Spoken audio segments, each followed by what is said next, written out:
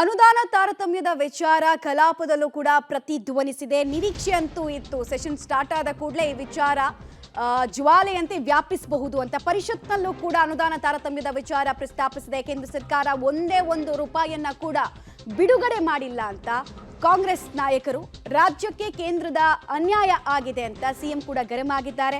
ಈ ವೇಳೆ ಬಿಜೆಪಿ ಸದಸ್ಯರಿಂದ ಆಕ್ಷೇಪ ವ್ಯಕ್ತ ಆಗಿದೆ. ಬಿಜೆಪಿ ಸದಸ್ಯರ ಗಲಾಟೆಗೆ ಸಿಎಂ ಸಿದ್ದರಾಮಯ್ಯ ಗರಂ ಆಗಿದ್ದಾರೆ. ಏನ್ ಗೂಂಡಾಗಿರಿ ಮಾಡ್ತೀರಾ? ನಿಮ್ಮ ಗೂಂಡಾಗಿರಿಗೆ ನಾವು ಹೆದರಲ್ಲ, ನೀವೇನೇ ಹೇಳಿದ್ರು ಸತ್ಯ ನಾನು ಹೇಳೇ ಹೇಳ್ತೀನಿ ಅಂತ ಮುಖ್ಯಮಂತ್ರಿ ಸಿದ್ದರಾಮಯ್ಯ ಅವರು ತಿರುಗೇಟನ್ನ ಕೊಟ್ಟಿದ್ದಾರೆ. ಅವ್ರಿಗೆ ಕೊಟ್ಟಿದ್ದೀನಿ, ನಾ ಹೇಳ್ತೀನಿ, ಕೂತ್ಕೊಳ್ಳಿ.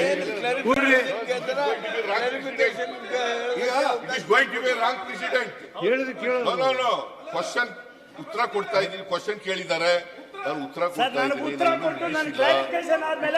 ಮುಗಿಸಿದ ಮೇಲೆ ಬೇಕಾದ್ರೆ ಕ್ಲಾರಿಫಿಕೇಶನ್ ಕೇಳಲಿ. ಈಗ ಮಧ್ಯದಲ್ಲಿ ಎದ್ಬಿಟ್ಟು ಗಲಾಟೆ ಮಾಡಿದ್ರೆ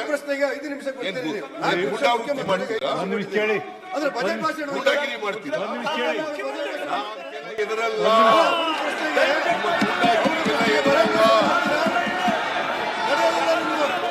ರಾಜ್ಯದ ಜನ ನೋಡ್ತಾ ಇದ್ದಾರೆ. 7 ಕೋಟಿ ಕನ್ನಡಿಗರು ನೋಡ್ತಾ ಇದ್ದಾರೆ. ನೀವು ಹೇಗೆ ಅನ್ಯಾಯ ಮಾಡ್ತಾ ಇದ್ದೀರಿ ಈ ರಾಜ್ಯಕ್ಕೆ ಅಂತ ಹೇಳಿ 7 ಕೋಟಿ ಕನ್ನಡಿಗರು ನೋಡ್ತಾ ಇದ್ದಾರೆ.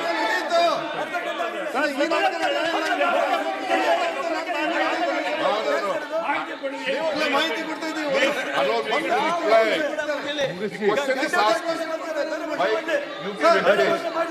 ಅವ್ರು ಕೇಳ್ತಾರೆ, ಅವ್ರು ಕೇಳಿದ ಮೇಲೆ ಏನಾದ್ರು ಇದ್ರೆ ನಿಮ್ ಪರ್ಮಿಷನ್ ತಗೊಂಡು ಕೇಳಿ. ಅದು ಬಿಟ್ಬಿಟ್ಟು ಮಧ್ಯದಲ್ಲಿ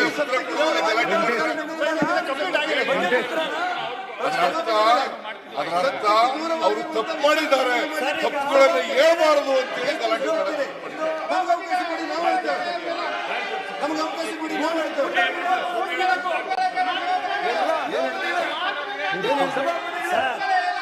ಈಗ ಸಭಾಪತಿಯವರೇ, ನಾನು ಪ್ರಶ್ನೆ ಕೇಳಿದ್ದೀನಿ.